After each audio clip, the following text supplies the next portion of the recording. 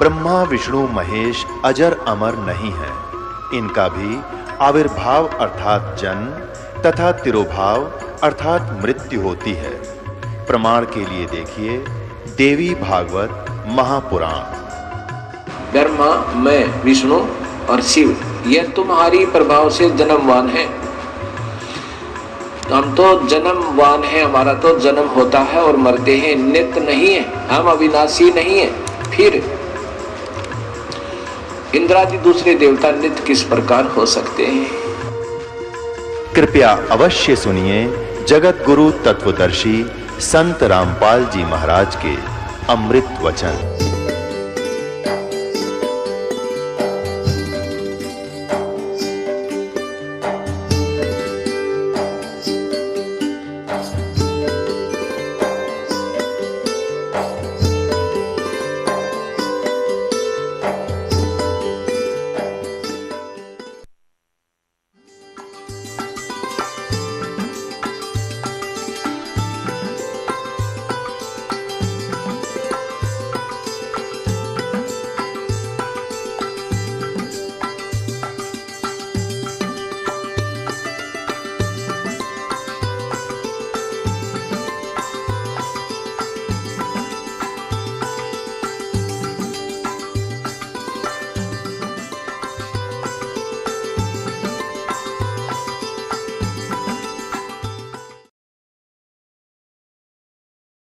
परमात्मा ने बड़ी कृपा की। दास ने घर पे माता जी से चर्चा की, उनको सत्संग में लाया। एक दिन उनको भी चोरी घर से नाम दिलवाया। परमात्मा बंदीश्वर रामपाल जी महाराज ने उनको शरण में लिया। वो भी 3-4 महीने ऐसे चलते रहे। तो परमात्मा ने दया की, जब दास को 3-4 महीने हो गए, परमात्मा ज्ञान हुआ, तो मैंने घर पे बता दिया पिताजी को, मैंने भी वहाँ से उपदेश ले लिया है। तो वो कहते भी ऐसे कैसे भी, मान लो वो ज्ञान भी सही रास्ते पे आ जा। मैं कि आपका रास्ता सही नहीं है। मैं पुस्तक थी गहरी नजर गीता में, उसमें परमात्मा का उनकी राज स्वामी की फोटोकॉपी लगी हुई थी, जो सावन सिंह महाराज ने अनुवाद कर रखा था। सोए गुरुपुरा कहावे, जो 2 अक्षर का वेद बतावे, एक छुड़ावे एक लिखावे, तो प्राणी निज घर को पावे। मैंने उनसे पूछा, आपको ये 2 वो कह रहे हैं, उन्होंने ये अनुवाद कर रखा था कि ये 2 अक्षर पारब्रह्म में हैं, तो आपको पारब्रह्म में आपको एक अक्षर, एक ने उन्होंने अनुवाद किया था, एक अक्षर ने दुनिया बनाई, एक ने सतलोक बनाया, वो आपके अंदर हैं, वो पारब्रह्म में जाके मिलेंगे। मैं आपको ऐसे 2 अक्षर बताए उन्होंने पारब्रह्म में मिलेंगे, हमें नहीं बताए। फिर एक अक्षर मैंने बता रखा था, वेद कते सिमरत सब साथ, इन पर मुक्त ना हुई, एक अक्षर जो गुरमुख जापे तिसकी नंबर सोई। मैं एक अक्षर आपको बताया नहीं, हमें तो नहीं बताया। मैंने उनको फिर इस तरह बताया भी ये पूर्ण परमात्मा पूरे संत की तरफ ये इशारा है, वो संत रामपाल जी महाराज ही हैं। तो वो कहते ना, कहते मैं तेरे को किससे मिलवाऊंगा, मैं मेरे को किसी बात परमात्मा की ज्ञान होगा, मैं मेरे को किससे मिलवा दूँ, आप किसी प्रीचर से मिला दो चाहे। इतनी बंदी छोड़ की दया हुई। तो लेकिन वो कहते ठीक है तो अपना लगा रहा है, मैं अपना, उन्होंने ये कह दिया, फिर कहते तू अपना लगा रहा है। उन्हें पता चल गया। धीरे धीरे जी परमात्मा की दया से वो जी चैनल चेंज कर देते थे।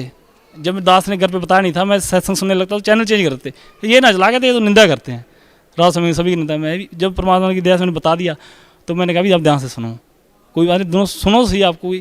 फिर उन्होंने लगातार सुनते रहे उनको, यानी कि अंदर का जो गंध भरा हुआ था वो निकलता रहा, ज्ञान अड़ंगा बार। तो 4-5 महीने उन्होंने सत्संग सुनाई, 5 महीने लगातार पिताजी ने। तो उन्होंने वहाँ जाना छोड़ दिया। राज स्वामी जो सेंटर में जाया करते थे, उनके फ़ोन आते भी, क्यों नहीं आते, बाना लगाते, काम है कोई जैसे भी, तो उधर जाना छोड़ दिया। लेकिन इधर भी नहीं आ रहे थे, मान बढ़ाई की तरफ भी, लोग क्या कहेंगे। मेरे को कहता सत्संग तो सुनो। लेकिन एक बार क्या हुआ, दास पहले आ गया, जैसे वीरवार आ गया, समागम था, मार्च की बात है 2012 की। तो माता कहते मैं अकेली कैसे हूँ, मेरे को भी लेके चलो वहाँ चलो। इस बहाने से पिता यहाँ आए, यहाँ से बक्स परमात्मा का सत्संग सुना और चर्चा हुई, ज्ञान चर्चा हुई यहाँ पे, और भक्तों ने बुलाया। और अगले सत्संग में परमात्मा की उनकी भी रजा हुई, उन्होंने भी नाम उपदेश ले लिया। प्रथम तो ये मोक्ष का हमारा बंदीश्वर रामपाल महाराज ने दिया, और दास को इससे बड़ा लाभ और नहीं चाहिए। इस जन्म मन के रोग से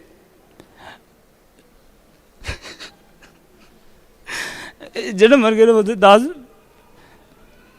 और कुछ चाहिए नहीं, कुछ बंदीश्वर ने ऐसी दया कर दिया, ऐसा ज्ञान दे दिया,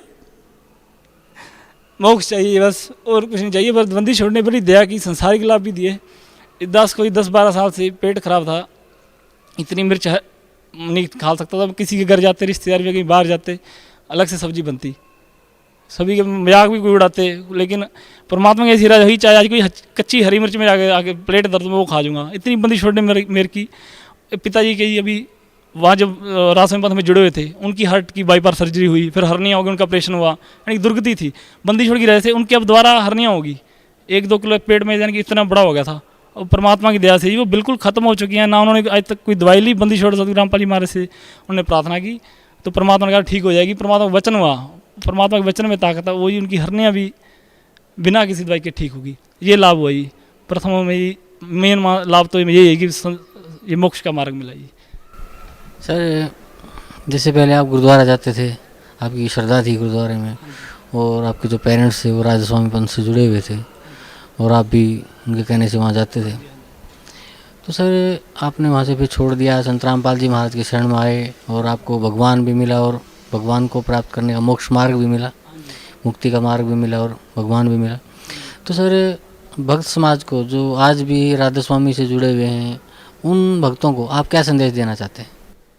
भाई सबसे पहले राधा स्वामी पंथ को, जो काल का बहुत बड़ा पंथ है, जितने इतना बड़ा फैलाव बना रहे उससे इतनी ब्रांच निकल गई हैं। सच्चा सौदा दिनोद में, या जय गुरुदेव मथुरा में, या दिल्ली में कृपाल मिशन, इतनी यानी कि काल का ये बहुत तगड़ा बड़ा पंथ है। इसमें ज्ञान नहीं है बिल्कुल भी।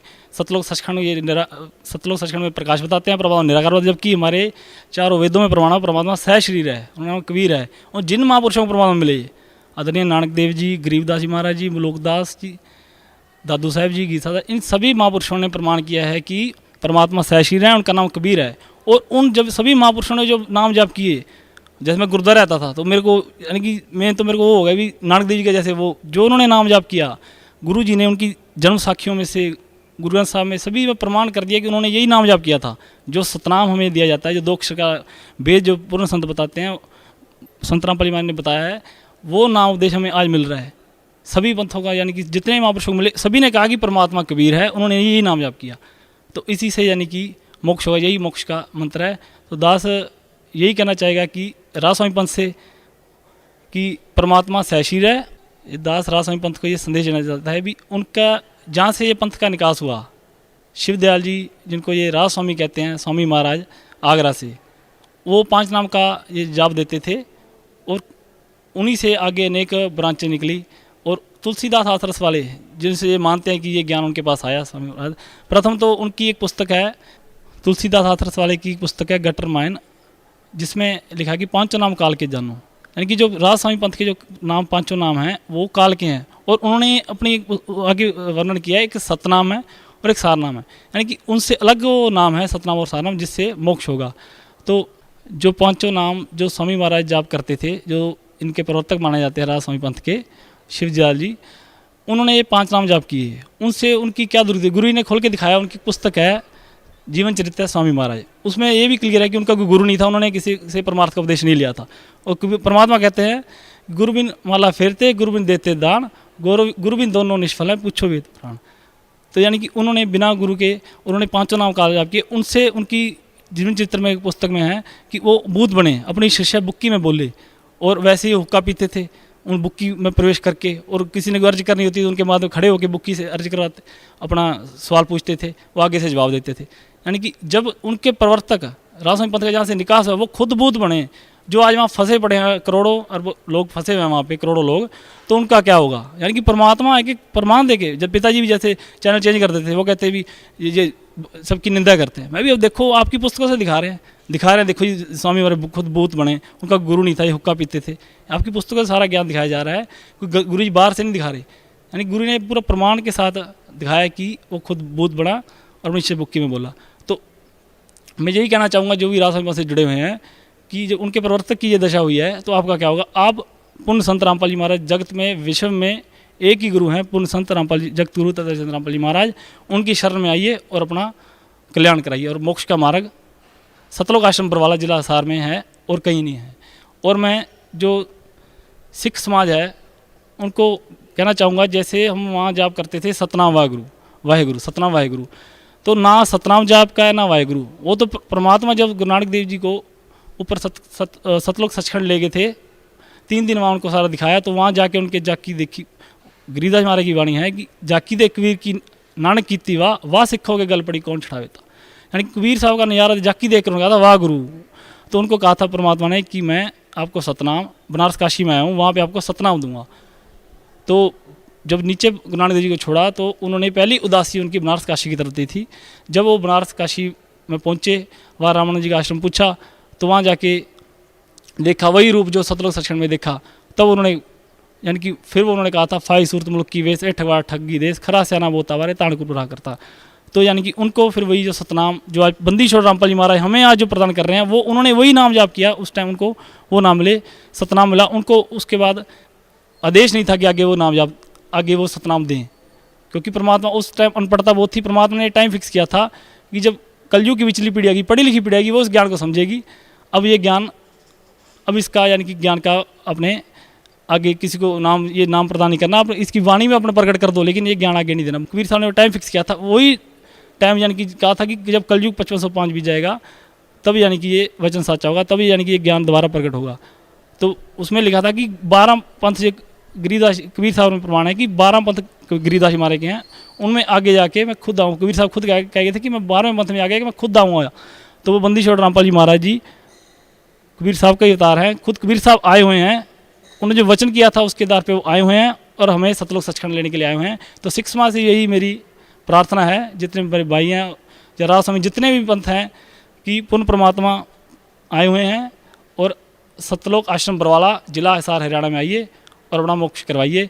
और हिंदू समाज के लिए मैं कहूँगा कि उनके भगवान आए हुए हैं, प्रभु आए हुए हैं, और मुसलमानों के अल्लाह ताला आए हुए हैं, और ईसाइयों के गॉड आए हुए हैं, ईसाई भाइयों के, और सिखों के रब वाहेगुरु इस धरती पे सतलोक आश्रम बरवाला में आए हुए हैं। मानव बढ़ाई को छोड़ के अपना यहाँ से नामदान लीजिए और मोक्ष का मार्ग गिना लीजिए, अपना कल्याण करवाइए। जी धन्यवाद आपको बहुत बहुत। अभी आपने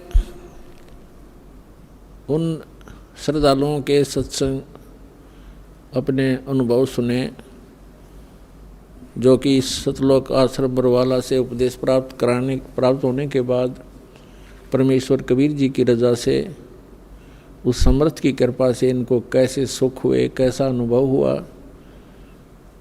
तो पुण्यात्माओं, आपका कर्तव्य बनता है, कहते हैं आप तेरे जगतार ही, आपका तो कल्याण निश्चित है यदि मर्यादा में रहोगे और भक्ति करते रहोगे, आपका और आपके परिवार का तो कल्याण निश्चित है। लेकिन आपका ये भी कर्तव्य बनता है, फर्ज बना है, भूले न राह बतावे, जिसको ज्ञान नहीं है, भटक रहे हैं, उनको कोशिश करें समझाने की, लेकिन प्यार से। किसी को आप समझाने की चेष्टा करोगे उसको एक बार तो कड़वा लगेगा। आपको भी ऐसा ही महसूस हुआ होगा प्रारंभ में, हमें भी ऐसा ही लगा था। जैसे गोरखनाथ जी को परमात्मा ने कहा था, गोरखनाथ मैं सबका गुरुआ, मैं सबका गुरु हूँ पूरे विश्व का। तो गोरखनाथ जी कह रहे थे, आपका तुमरा वचन मोह लाग गए कड़ुआ। आप जो कह रहे हो ना अपने आप को मैं सबका मार्गदर्शक हूँ, गुरु हूँ, ये बात मुझे अच्छी नहीं लगती, कड़वी लगती है, बुरी लगती है। तब परमेश्वर ने कहा था कि कड़वा लगे सो मीठा होई, हमारी बात पतीजा जोई। हमारी बात पर विश्वास करोगे तो आज जो आपको कड़वा लग रहा है एक दिन मीठा होगा। तो पुण्यात्माओं, आपका कर्तव्य बनता है इस परमेश्वर के सच्चे ज्ञान को अपने भाई बहनों पूरे विश्व के सभी हम एक वहाँ तक पहुँचाओ, जन जन तक पहुँचाओ। हम सभी एक परमात्मा के बच्चे हैं। हम अपनी अनजानपने में भिन्न भिन्न हो गए, गलत गुरुओं ने हमें बांट दिया, तो हम फिर एक हो सकते हैं। इस परमात्मा के ज्ञान को जन जन तक पहुँचाओ। यहाँ आश्रम से प्रचार की सामग्री ले जाओ और कोशिश करो सब तक पहुँचाने की। आपको एक और विशेष उपकार होगा, आत्म प्राण उद्धार ही, ऐसा धर्म नहीं। और एक जीव को काल के उस पाड़े ते छुटवा के सतलोक आश्रम में जोड़ने का इतना पुण्य होगा जैसे करोड़ गौओं को कसाई से बचाने का एक पुण्य होता है। तो आपको इतना पुण्य होगा, आप भी प्रचार करो और प्यार से करो, किसी का संघर्ष नहीं करे। कोई आपको बुरा भी बोला, आपका भाई बहन समझ गए कि इसको पता नहीं है, तो उसके साथ विरोध नहीं करे, आगे चल पड़े। जिसको सुहा उसको ज्ञान समझावे और यहाँ से पुस्तकें लेकर वो बांटो और सबका कल्याण कराओ। बोलो सतगुरुदेव की जय।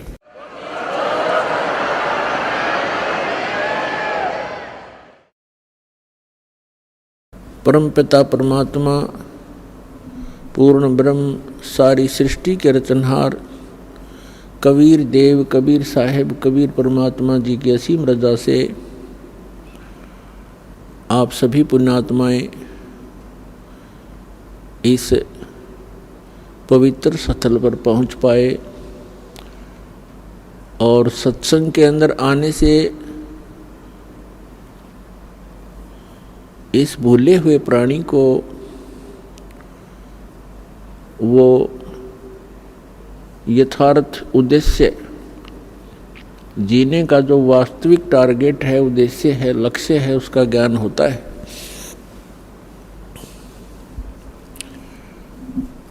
परमात्मा कबीर जी ने सूक्ष्म वेद में कहा है, सतगुरु के दरबार में जाइयो बारंबारे, भूली वस्तु लखावही ही है सतगुरु दातार।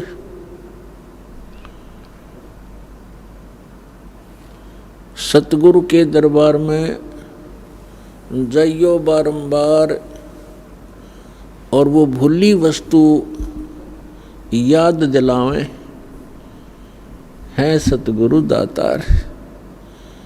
जब तक हमने ये तत्व ज्ञान नहीं सुना था, हम आम संसार की ही तरह उन्हीं को देखा देखी, माया का संग्रह करना उद्देश्य था, बहुत ज़्यादा धनवान बन जाऊं ये टारगेट था, और बनना बनाना वही था जो मस्तिष्क में लिखा हुआ है। और धनी बनने के उद्देश्य से ना जाने कितने उल्टे सुलटे काम किया करते थे। माया उतनी ही मिलनी थी जितनी भाग्य में पूर्व जन्म में हमने कोई शुभ संस्कार, कोई शुभ कर्म किए थे, उनके आधार से ही आपको सब कुछ मिलना था। उसको प्रारब्ध कहते हैं। मिलना था आपको प्रारब्ध, लेकिन प्रत्येक व्यक्ति धनी बनने की चेष्टा में ना जाने कितने गलतियां कर बैठता है। इधर उधर से कोई पैसा इकट्ठा भी कर लेता है, कोई रिश्वत लेकर, मिलावट करके, किसी से छल कपट करके, तो वो पैसा तो रहेगा नहीं, क्योंकि वो आपकी किस्मत में नहीं है। उसके कारण आपको वो पाप जो इकट्ठे किए, उस धन को संग्रह करने में, संचित करने में, वो आपके पास परमानेंट रह जाएंगे, और वो धन, वो माया, वो संपत्ति नहीं रहेगी। तो जब तक हमें ज्ञान नहीं था तो हम इसी भाग दौड़ के अंदर मृत्यु को ही प्राप्त हो जाते थे, और मनुष्य जीवन का जो मूल उद्देश्य था उससे वंचित रह जाते थे। कबीर साहब कहते हैं, राम नाम कड़वा लगे, मीठे लगे दाम, दुविधा में दोनों गए, माया मिली न राम। वैसे तो हमारे जीवन में बहुत सी घटनाएं घटती हैं जो हमारे को बहुत अच्छी शिक्षा देते हैं, लेकिन हमें सत्संग में आए बिना, जब तक हम सत्संग में नहीं पहुंचते, तो हमारे हृदय में वो चोट नहीं लगती जिससे हम सतर्क हों। तो सत्संग में आने से इस प्राणी को जो ये गलतियां करता है उसका आभास होता है कि सचमुच ये बहुत भयंकर भूल बनी हमारे से, और आगे वो चेष्टा करना प्रारंभ कर देता है कि हे भगवान, आगे गलती करूँगा नहीं। लेकिन जब तक परमात्मा का सहारा आपको नहीं मिलेगा तो आप गलतियां करने से रह भी नहीं सकते। कारण क्या है? जैसे हमारी परंपराएं इतनी खराब बन गई हैं, कोई लड़की का विवाह करना चाहता है, हमारा सिर घूम गया लड़के वाले का, वो सोचता है कि लड़की वाले को लूट लूं, और बहुत ज़्यादा धन लूँ, अच्छा कोई बढ़िया लोग दिखावा दो भी, कोई अच्छा दहेज प्राप्त करूं। अब कन्या तो उसके भी है, जिसका लड़का उसके लड़की भी होगी एक आध को छोड़कर, तो उस समय वो भूल जाता है कि कन्या तेरे घर भी है और आपने भी इसका विवाह करना है। यदि उस सामने वाले की तेरे जैसी नीयत होगी तो कैसे विवाह कर पाओगे इस बेटी का। तो इस प्रकार हम ये परंपराएं हम इतनी खराब कर चुके हैं, अब हमारे बस से बाहर होगी, एक रूटीन बन गया। तो भगत ने सबसे पहले इन कुरीतियों से उल्टा हटना पड़ेगा, आपने बैक आना पड़ेगा। समाज को देखकर आप नहीं जी सकते और ना आप भक्ति कर सकते, और इस अनमोल कार्य से आप वंचित रह जाओगे। आप जी ने विवाह करना है, बिल्कुल सिंपल वेत है, साधारण एक उदाहरण बनाओ समाज के अंदर, संसार के अंदर। देखो ये परंपराएं हमने बनाई हैं और हम इसको फिर रिड्यूस करेंगे, कम करेंगे, सारा संसार सुखी होगा। अब यहाँ विवाह करते हैं, बहुत सी ऐसी घटनाएं घटती हैं। पहले दिन लड़के वाले खूब नाच रहे हैं, माच रहे हैं, डीजे बजा रहे हैं, धरती तोल रखी है। अगले दिन वो दूल्हा साथ में उसके 5-7 साथियों समेत दुर्घटना के अंदर मृत्यु को प्राप्त हो जाता है। बारात जा रही थी, अब पहले दिन तो डीजे बाज रहे हैं, सब नाच रहे हैं कंजरों की तरह, बहन भी, बेटियां भी, माँ भी, बाप भी सरेआम। अगले दिन वो मृत्यु को प्राप्त हो जाता है, जिसके ऊपर वो नाच और माच रहे थे अब टक्कर मार कर रो रहे हैं। अब चाट ले उस डीजे ने, सिर पर धर ले उस दहेज ने। तो पुण्यात्माओं, ज्ञान बिना दुखी हो रहे हम, और ज्ञान परमात्मा बिना हमें कोई नहीं दे सकता, क्योंकि हम गलत लोक में रह रहे। ये लोक बहुत गंदा है, यहाँ कोई भी दूसरे को सुखी देखकर प्रसन्न नहीं, और ये काल की प्रेरणा से है। जब हम भगवान की शरण में आएंगे हमें सद्बुद्धि मिलेगी, और तब हम भगवान से डरेंगे। जैसे हम हिंदू समाज में उत्पन्न हुए और जिन भगवानों की हम पूजा करते हैं, श्री ब्रह्मा, श्री विष्णु, श्री शिव जी को हम, श्री विष्णु और शिव जी की तो हम पूजा करते ही थे। ब्रह्मा जी को वैसे ही नकलियों ने रिजेक्ट कर रखा था उनकी अपनी सोच से। फिर भी जब आप सृष्टि रचना पढ़ते हो, परमात्मा कबीर जी की बताई हुई जो दास ने आपको वर्णन करके सुनाई है, उसके अंदर आप देखते हो कि जब दुर्गा जी ने अपने तीनों पुत्रों का विवाह किया, उस समय ना कोई बराती था, ना कोई बाती था, और ना कोई वहाँ पर लाडू जलेबी बकवाद कर रखी थी। सिंपल वे से कह दिया, बेटा या तेरी पत्नी, इसका नाम, ब्रह्मा जी को कहा कि ये तेरी पत्नी, इसका नाम सावित्री है, आप जाइए अपना घर बसाइए। विष्णु जी से कहा कि ये तेरी पत्नी, इसका नाम लक्ष्मी है, जाओ बेटा अपना घर बसाओ। और तीसरे से कहा कि इसका नाम उमा है, और जा शंकर बेटा अपना घर बसाओ। उससे हम इतना सारा संसार उन्हीं से उत्पन्न हुआ। तो पुण्यात्माओं, ये बाद में तो शिव जी की बरात और भूत और प्रेत, ये कोरी बकवास दिखाई जाती है। तो हमने अपनी बेटी को पराई करना है, वचन से होता है, और भगवान का जो नाम मंत्र आपको मिल जाएगा बेटी को या बेटे को, उस जैसा दहेज इस धरती पर नहीं है। परमात्मा की पावर का कनेक्शन मिल जाएगा, सदा सुखी रहेगा भगवान, उसके साथ रहेगा। तो अपने इस बात का डर बना रहना चाहिए कि आज हम किसी से दहेज लेते हैं तो ये हमारे ऊपर कर्ज बन गया, और इस कर्जे को हमने देना पड़ेगा। कभी भैंस बनोगे उसकी, लड़की वाले की अगले जन्म में कहीं ना कहीं, या गधा बनोगे या खच्चर बनोगे, उसका पूरा पाई पाई देना होगा। गरीबदास साहब जी कहते हैं, तुमने उस दरगाह का मैल नहीं देखा और धर्मराज के तिल तिल का लेखा। एक एक पाई का, एक एक नए पैसे का हिसाब आपको करना पड़ेगा।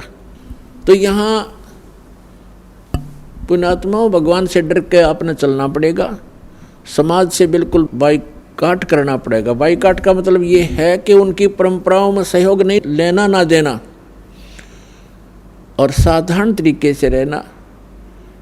ठीक आपके पूर्व जन्म के संस्कार अच्छे हैं, चाहे कोई मकान भी बना लो, कैसा ठीक सा बना लो, कोई कार भी ले लो, मोटरसाइकिल भी प्राप्त कर सकते, क्योंकि आज कलयुग है। तो कहने का भाव ये है कि यदि भगवान की दया है तो लीजिए, नहीं तो भगत को जीने के लिए अपने परमात्मा कबीर जी की उस जीवन शैली पर नज़र लगानी चाहिए। सारे ब्रह्मांडों का निर्माता, सभी आत्माओं के उत्पन्न करने वाला, सबका धारण पोषण करने वाला, सबका पेट भरने वाला, राजा को राज देने वाला, सेठ को धन देने वाला, वो स्वयं एक झोपड़ी में रहा करते थे।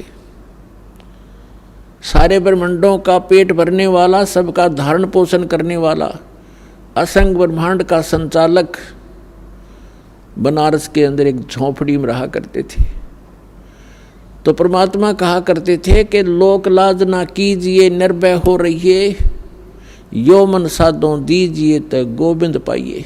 हमने एक साधारण जीवन जीने की आदत डालनी चाहिए। संसार की तरफ देखकर हम कभी भी भक्ति मार्ग में इस सफर पर नहीं चल पाएंगे। तो परमात्मा परमेश्वर सारी सृष्टि के रचनहार एक भूमिका करके गए थे कि भाई मैं कैसे रह रहा हूँ।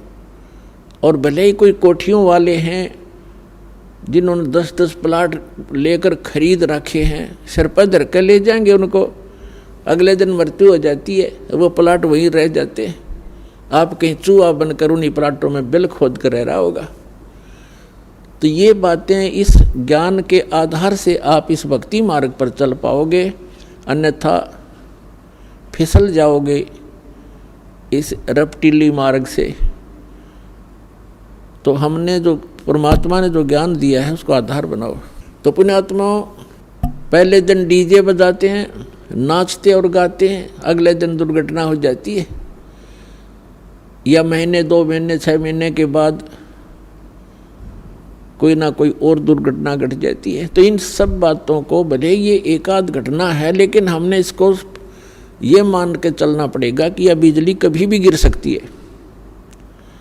जिस लोक में रहकर हम मस्ती मार रहे हैं, ये समय मस्ती मारने का नहीं है, जन्म सुधारने का है, कर्म सुधारने का है, परमात्मा की भक्ति करके अपना जीवन सफल करने का समय है। तो इसके विषय में नानक साहिब जी कहते हैं कि ना जाने काल की कर डारे, और किस विध ढल जा पासावे, और जिन्हां ते सिर ते मौत खुड़क दी उन्हां केड़ा हासावे। नानक साहिब जी सिख धर्म के प्रवर्तक, परमात्मा प्राप्ति के उपरांत वो ऐसे रहा करते थे मायूस से, क्योंकि वो उस स्थान को देख चुके थे जहां पर हम पहले रहा करते थे। एक परम सुख में स्थल है और हम उसको छोड़कर इस गंदे लोक में फंस गए थे। अब जिसने वो स्थान देख लिया उसका मन यहां नहीं लगेगा, उसको तो ऐसा लगेगा जैसे तू गलत जगह फंस रहा है। कब वो समय आए मेरे मृत्यु हो, परमात्मा मुझे ले चले उस लोक में। तो इसलिए वो हमेशा मायूस रहते थे। यहाँ का कोई भी सुख उनको सुख दिखाई नहीं देता था। तो उस समय तो एक दो भक्त जाते थे, उनसे कहा करते थे कि महाराज जी आप हमें कभी खुश नज़र नहीं आते, आप मायूस मायूस से रहते हैं, इसका कारण बताइए। तो नानक साहिब जी ने कहा था, भाई ना जाने काल की कर डारे, और किस विध ढल जा पासावे, और जिन हाथे सिरते मौत खुड़क दी उन्होंने केड़ा हासावे। क्या हमें पता है, ये मालूम है कि कभी भी बिजली गिर जाएगी, ना जाने किन कारणों से हार्ट अटैक हो जा, कोई और रोग के कारण मृत्यु हो जाए, दुर्घटना में हो जाए। और यहाँ पता नहीं के बिजली गिर जाए। जैसे उत्तराखंड के अंदर गए थे केदारनाथ का माथा टेकने और कल्याण कराने, और वो क्या हो गया वहाँ पर 1 सेकंड में आराम से बैठे बतला रहे थे।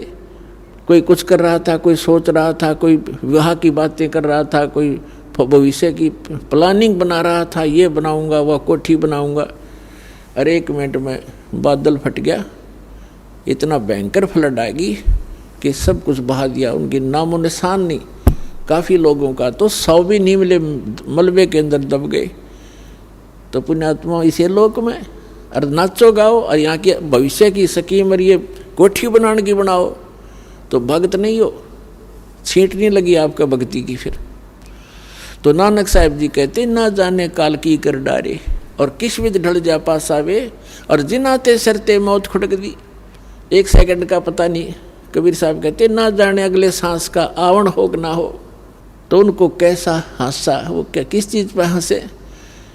फिर उन्होंने पूछा क्या आप सदा ऐसे मायूस रहते हैं, क्या आप सदा ऐसे ही रहते हैं? कहते नहीं, साध मिले सड़ साधी होंदी और विछड़ जाए दिलगीरी वे, अख दे नानक सुनो जिहाना ये मुश्किल हाल फकीरी वे।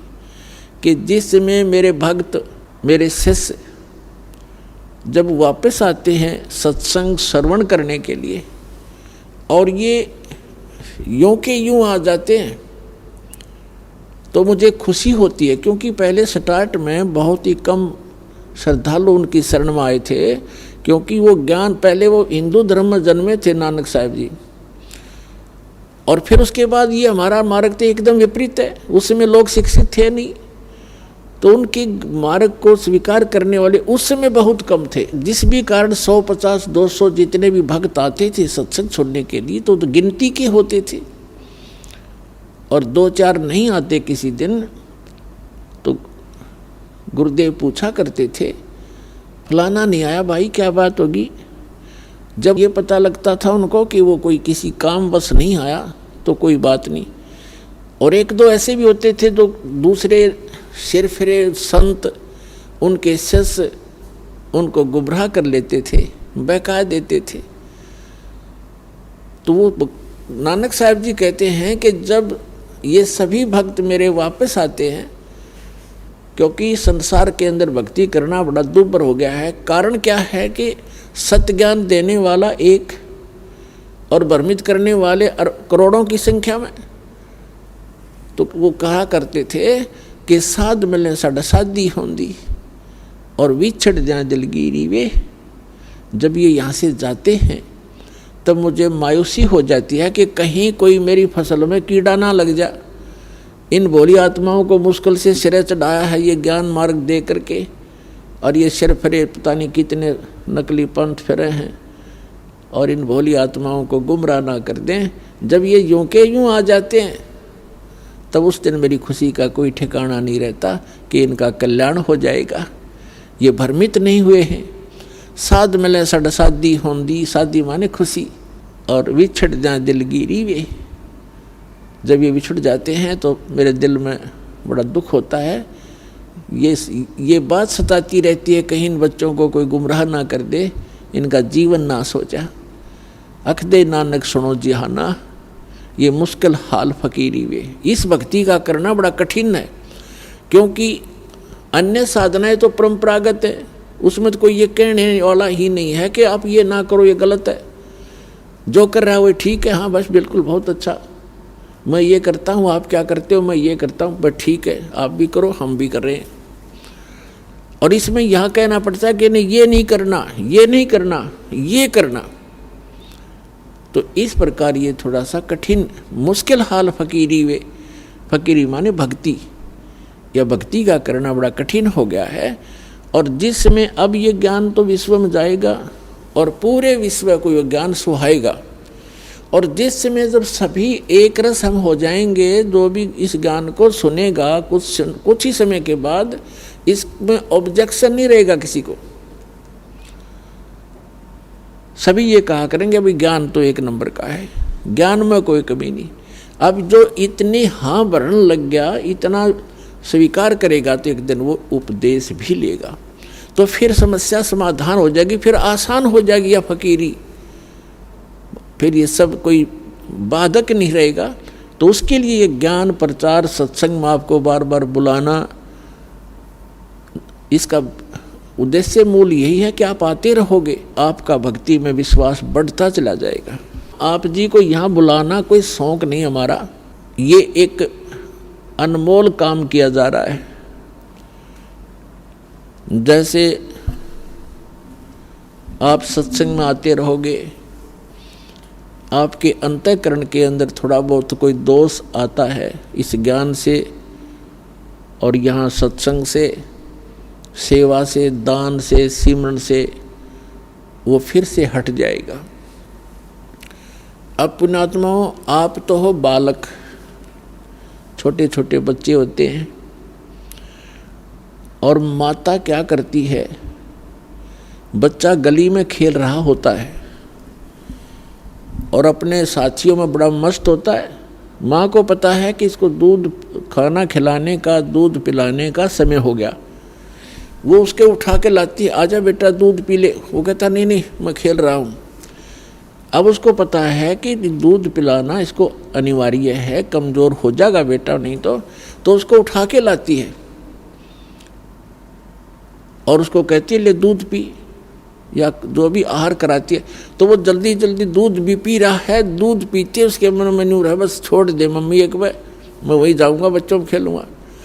तो पिला के दूध उसको छोड़ देती है, जा खेल ले, और दूध के समय फिर बुला लेती है, उसको फिर दूध पिला देती है।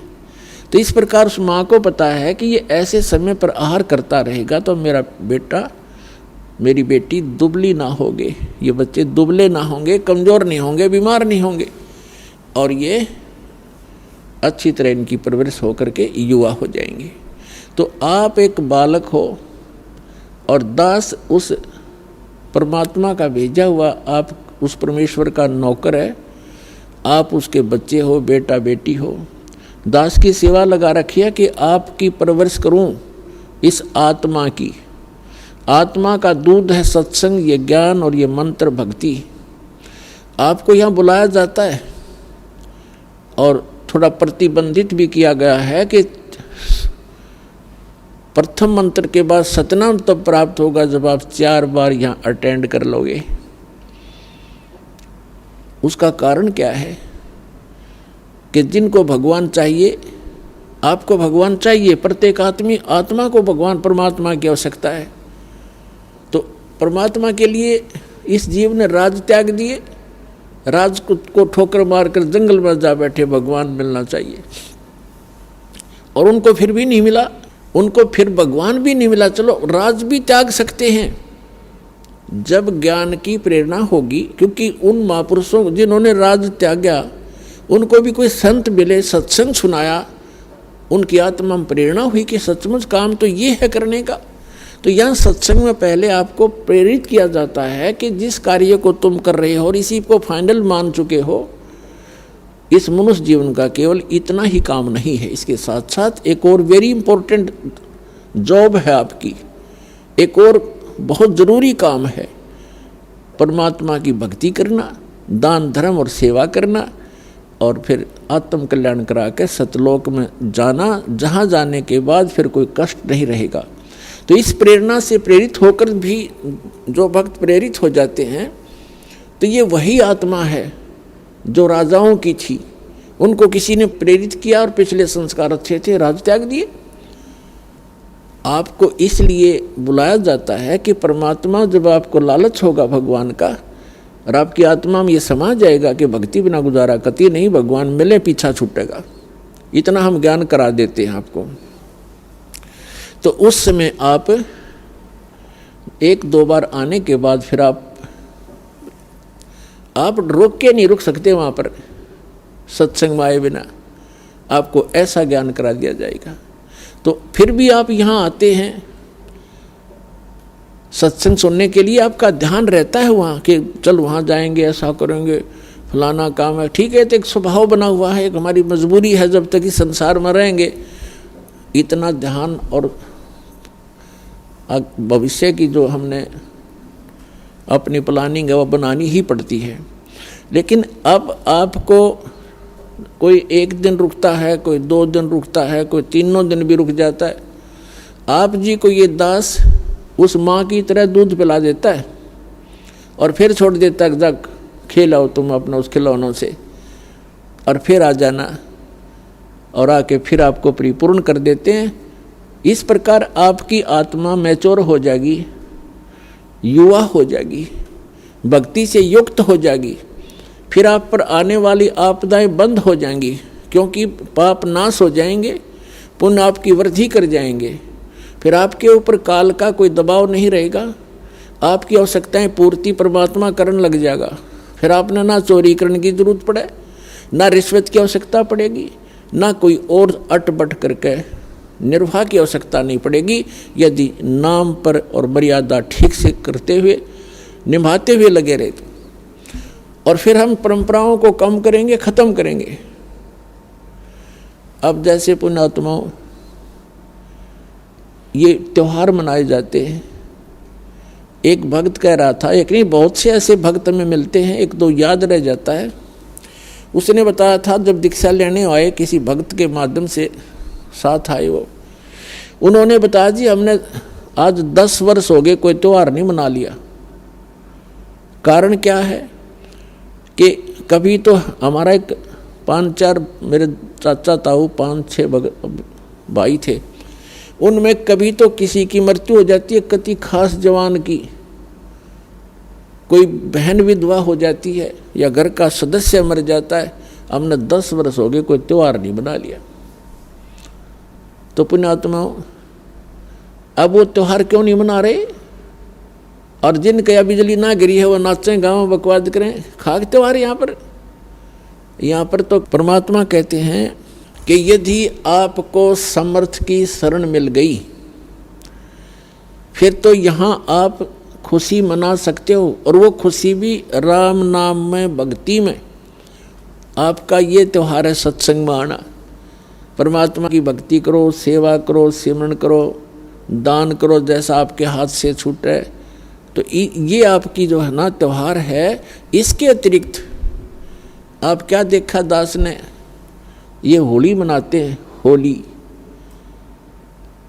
जब से हमें ज्ञान हुआ है हमारे बच्चे भी नहीं करते, छोटे छोटे बच्चे भी अपने घरों में रहते हैं, उस दिन बाहर नहीं निकलते, क्योंकि समाज में ये ज़्यादा परंपरा प्रचलित है। तो उस दिन क्या करेंगे, गंदा पानी, रेत, गाँव में तो बहुत बुरा हाल है, और लाल मुँह कर लेंगे बांदर की तरह, सारे दिन धक्के खांदे आंडे, और हम अपना बैठ कर भजन करें दरवाज़ा बंद करके। जैसे अब ये आएगी क्या नाम, पूर्णमासी रक्षाबंधन कहते हैं, सारी उल्टी परंपरा काल की। एक बहन बता रही थी जब दीक्षा ली उसने, और ये उसको ये सब मर्यादाएं बताएगी, सत्संग सुनाए जाते हैं। पहले थोड़ी संगत थी, 100, 200, 400 भक्त आ जाते थे, बैठ जाते थे, सब अब अपनी सुनाया करते थे मेरे पास बैठ के। तो एक बहन कह रही थी जी आप, पहली बार तो मैंने दुख हुआ था इस बात का जब ये सुना कि भाई रक्षाबंधन भी भाई का नहीं बांधना है। तो अब मुझे पता चला कि मैं रक्षाबंधन वाले दिन अपने भाई के रक्षा बांधने के लिए गई थी, रक्षाबंधन राखी बांधन खातिर गई थी, और मेरा भाई किसी कामवश मोटरसाइकिल पर गया हुआ था और उसकी इंतज़ार कर रही थी। अब क्या हुआ कि शाम के समय दुर्घटनाग्रस्त हो गया मेरा भाई, मृत्यु होगी, और उसका शव आया। ओए होए, पुण्यात्माओं हम रक्षाबंधन किस लिए बांधते हैं भाई का, बहन, कि हमारी रक्षा करे। अब जब वो अपनी ही रक्षा नहीं कर सके, अब बहन की रक्षा कहाँ से कर देगा? जो रक्षा करने वाला है परमात्मा का रक्षाबंधन बांधो, और उसका रक्षाबंधन है पुण्यात्माओं, उसका नाम लो, उसकी शरण में आ जाओ। भाई की भी रक्षा और बहन की भी रक्षा, बच्चों की भी रक्षा, अपनी भी रक्षा, पति पत्नी की भी रक्षा। तो हम भूल चुके हैं इन परंपराओं में, परमात्मा को भूल गए और अपने ही इस मकड़ी वाले जाल में फंस कर जीवन नाश कर देते हैं। तो पुण्यात्माओं इन परंपराओं से हमने वापस होना पड़ेगा और उसी मार्ग पर आए हम जैसे सफ़र कर रहे हैं तो सफ़र के अंदर ज़्यादा सामान लेकर के नहीं चला जा सकता। तो ये जितनी परंपराएं हैं ये हमने लाद रखी हैं बेमतलब की, इनसे हल्का होकर ही हम इस सफ़र पर सफल होंगे और इनको हटाना होगा। अब आप देखते हो कोई भी त्यौहार है, 2 किलो मिठाई लेके कोई इधर भाग रहा है, कोई इधर भाग रहा है, और एक परंपरा बना दी कि इतना सामान तो उस दिन लेके जाना पड़ेगा। वो मिठाई, वो घेवर जो भी ले जाते हैं वो कैसा बनता है, इतनी जनता को एकदम कहाँ से लाएंगे, वो इतना खोआ मावा बना करके सारा डुप्लीकेट माल अड़ंगा खाना। तो पुण्यात्माओं, पहले तो इस लोक में ये खुशी मनाने का स्थान नहीं है।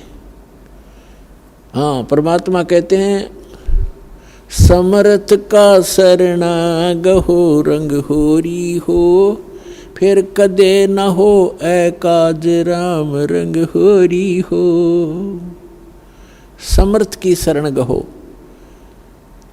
समर्थ का शरणा गहो रंग होरी हो। आपके होरी माने खुशी। आपके घर में अगर खुशी मनानी है तो समर्थ की शरण में आ जाओ, आपका रोज होरी रहेगी। ये सत्संग में आना ये आपकी होली है, यही आपकी दीपावली है और यही आपके सारे त्योहार हैं। कहते समर्थ का शरणा गहो रंग होरी हो, फिर कभू ना हो अकाज, कोई आपका बुरा नहीं होगा। राम रंग होरी हो, राम के नाम की या खुशी बनाओ। फिर तो इस प्रकार हमने इन अपनी मर्यादाओं को भी सीमित करना है और भक्ति तभी हमारी सफल होगी। पुण्यात्माओं क्या बताते हैं, पर भी लेन जात है दुनिया, हमरा ज्ञान किने ना सुनिया। परमात्मा कहा करते के चारों युग में संत पुकारे, कूक कहा हम हेल रे, हीरे माणिक मोती बरसें, ये चग चुगता ढेल रे। परमात्मा के बताते हैं कि चारों युगों में जिन महापुरुषों को, जिन संतों को मैं मिला, उन्होंने मुझसे प्राप्त इस यथार्थ ज्ञान का सब जगह प्रचार करने की चेष्टा की,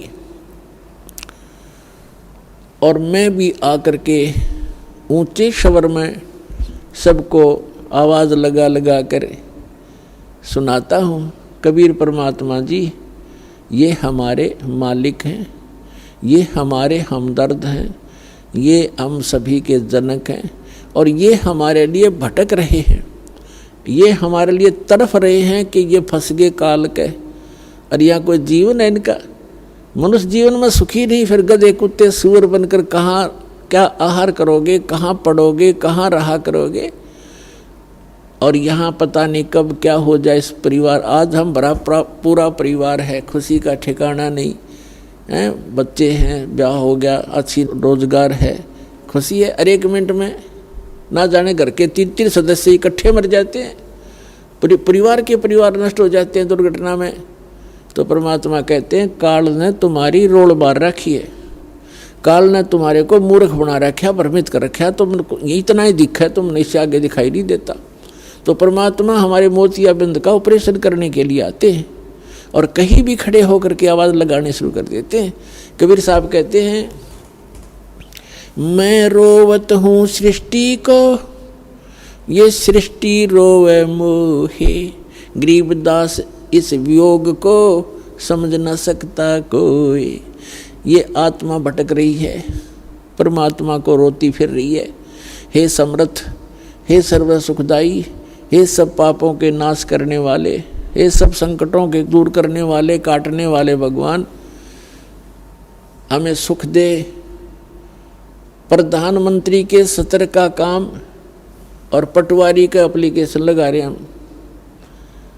कहाँ जाते हैं, मंदिर में मूर्ति पे या मस्जिद में बैठकर करते हैं, या कहीं और जैसे चर्च में, गुरुद्वारों में, या किसी देवताओं को हम अर्जी लगाते हैं। तो वो अर्जी, वो भले ही आपकी अर्ज सुन रहे हैं लेकिन वो कर कुछ नहीं सकते। समर्थ का शरणा गहो रंग होरी हो, कबू ना हो अकाज राम रंग होरी हो। तो समर्थ की शरण में जाने से हमें लाभ होगा। तो वो परमात्मा कहते हैं कि मैं रोवत हूँ सृष्टि को, और ये सृष्टि रोवे मोहे, ये मुझे खोज रहे हैं। ये सारे सुख देने वाले, हमारे सब संकट का निवारण करने वाले, तीनों ताप के नाशक, हे परमात्मा आप हमें सुख दो। लेकिन जहाँ अर्जी लगानी चाहिए थी वहाँ अर्जी हमारी पहुँच ही नहीं पा रही, हमने उसको पता ही नहीं कि ये कहाँ अर्ज करें। तो यहाँ परमात्मा कहते हैं आप मेरे लिए भटक रहे हो और मैं तुम्हारे लिए भटक रहा हूँ। हमारे इस वियोग को, हमारे बीच में जो ये दीवार खड़ी कर दी अज्ञान की, इसको कोई समझ नहीं सकता। तो उसके लिए परमात्मा ने इस दास को भेजा है, आत्मा और परमात्मा का मेल कराने के लिए और बीच से इस अज्ञान का नाश करने के लिए। तो अब ये ऐसा ज्ञान है, परमात्मा ने 600 वर्ष पहले ये ज्ञान मलाई बनाकर और अपना रख गए थे भगवान। लेकिन पुण्यात्माओं, कबीर सागर, कबीर वाणी, कबीर बीजक, कबीर साखी, कबीर दुहावली, कबीर शब्दावली, ये तो एक समझो वन है, वन एक बहुत बड़ा फॉरेस्ट है। और वेद क्या करता है, उस फॉरेस्ट से जो आवश्यक जड़ियाँ होती हैं वो चुन लेता है और उनकी जड़ी बना लेता है और फिर रोगी को खिला देता है। दो खुराकों में उस औषधि से वो स्वस्थ हो जाता है। तो इसी प्रकार ये कबीर सागर परमात्मा का दिया हुआ जो ज्ञान, ये अथाह ज्ञान है, ये तो एक फॉरेस्ट है। इसमें हर प्रकार की जड़ी वो हैं, पौधे पेड़। और इस दास को पारखू वैद बना दिया। दास ने वो निकाल ली अनमोल रतन, इसके अंदर वो जड़ी बूटियाँ भगवान इसी में बीज के चले गए थे। अन्य कबीर पंथियों को उनका पता नहीं लगा क्योंकि वो वैद नहीं थे, वो नकली वैद का बोर्ड लगा रखा था उन्होंने, वो समझ नहीं सके इस अनमोल ग्रंथ को।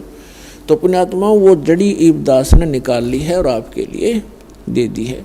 तो अब आप परमात्मा को पहचानोगे, उसके लिए सारा कुछ किया भी स्वयं ही है। परमात्मा ने कहा था 600 वर्ष पहले, जब धर्मदास जी बहुत व्याकुल हो गए थे। धर्मदास जी को आप खूब समझते होंगे। धर्मदास जी, आदरणीय धर्मदास साहिब जी एक बहुत ही पुण्यकर्मी प्राणी थे। और विचार करो पुण्यात्माओं, जिसके साथ भगवान रहे, साथ साथ फिरे, उससे पुण्यात्मा कौन होगा। साथ रहे, लेकिन हम समझ नहीं सक पाए क्योंकि परमात्मा कहते मैं रोवत हूँ सृष्टि को, सृष्टि रोए मोहे। और गरीबदास इस योग को समझ नहीं सकता कोई। धर्मदास जी के साथ भगवान रहे और ऐसे ऐसे लीला करके दिखाई जो भगवान ही कर सकता और कर ही नहीं सकता। और फिर भी बुद्धि काम ना करी, धर्मदास जी की आंखों देख भी आया कि वहाँ से सचमुच ये परमात्मा है। हमारे ऊपर इतना प्रेशर है, उसके बाद भी मोहवश इतना अंधा हो गया। जब परमात्मा ने कहा कि धर्मदास मेरी लाख दुहाई, धर्मदास मेरी लाख दुहाई, ये मूल ज्ञान कहीं बाहर ना जाई। जो मैंने तुझे ज्ञान, मूल ज्ञान दिया है, वास्तविक ज्ञान दिया है, इसका अभी कहीं चर्चा ना करना। और फिर कहा कि धर्मदास मेरी लाख दुहाई, ये सार शब्द कहीं बाहर ना जाई। सार शब्द बार जो पढ़ी बिचली पीढ़ी हंस नी तरही। अब धर्मदास जी को परमात्मा ने बताया कि ये ज्ञान और ये नाम जो तीनों मंत्र हैं, सतनाम और सारनाम, ये 3 मंत्र का एक जाप बन जाता है। ये आप किसी को नहीं बताना, खुद मंत्र जाप कर ले और इससे मोक्ष होगा। इसके बगैर मोक्ष नहीं हो सकता प्राणी का, अधिकारी संत से प्राप्त लेना पड़ेगा। अपने आत्माओं, जब धर्मदास जी ने ये भी देख लिया कि समर्थ है ये तेरे साथ खड़ा, सतलोक में भी देख आए, वापस आ लिए, फिर भी उसके मन में मोह इतना छा गया, रोने लग गया बैठ के। परमात्मा ने कहा क्यों मायूस हो गया भाई भगत। तब वो क्या कहता है कि भगवान आपने स्पष्ट कर दिया कि इन मंत्रों के बगैर मोक्ष नहीं। ये जो मंत्र आप बता रहे हो, सतनाम और ये सारनाम, ये 3 मंत्र का जाप है, इसके बगैर मोक्ष नहीं। और ये मेरे बच्चे, आपने मेरे को 42 पीढ़ी का जो है ना वरदान दे दिया 42 पीढ़ी मेरा वंश चलेगा, तो मेरे बच्चे पार कैसे होंगे। यूं कहकर रोने लग गया। तब परमात्मा ने कहा कि धर्मदास तू अंधा मत हो, यदि ये ज्ञान और ये नाम आपने इनको बता दिया, आने वाले समय में तेरे इस पंथ में तेरे वंशजों को काल ठगेगा और इनको भ्रमित कर लेगा, अपने दूत भेजेगा, उन दूतों को ये हाथ लग गए मूल मंत्र तो बिचली पीढ़ी मैं सबको पार करूंगा विश्व को, तो ये पार नहीं हो पाओगे भाई, मेरा मिशन खराब हो जाएगा, मेरा सारा दाव नष्ट हो जाएगा जो मैं लगाना चाहता हूँ। तो धर्मदास मेरी लाख दुहाई, और ये सार शब्द की तो बाहर ना जाई।